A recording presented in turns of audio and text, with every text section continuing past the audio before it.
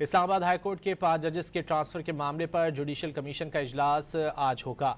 Judicial commission इजलास की सदारत chief justice supreme court Yahya Afridi करेंगे। Justice Mohsin Kiyani, justice Babar Sattar, justice Khadim Hussain Soomro के तबादले का मामला ज़ेर गौर आएगा। जस्टिस समन रिफत इम्तियाज़, जस्टिस अरबाब ताहिर के तबादलों से मुतालिक मामलात पर भी गौर होगा। इजलास में जस्टिस मोहसिन अख्तर कियानी के लाहौर हाईकोर्ट तबादले पर गौर होगा। जस्टिस बाबर सत्तार के पेशावर हाईकोर्ट तबादले का भी जायजा लिया जाएगा।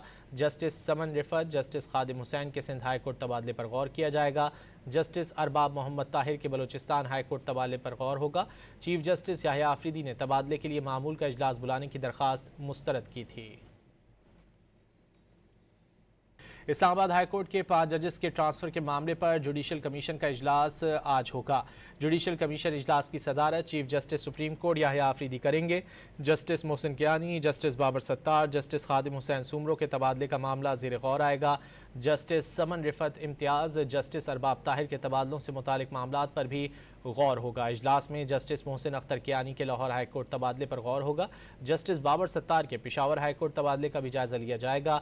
जस्टिस समन रिफत, जस्टिस खादिम हुसैन के सिंध हाईकोर्ट तबादले पर गौर किया जाएगा। जस्टिस अरबाब मोहम्मद ताहिर के बलोचिस्तान हाईकोर्ट तबादले पर गौर होगा।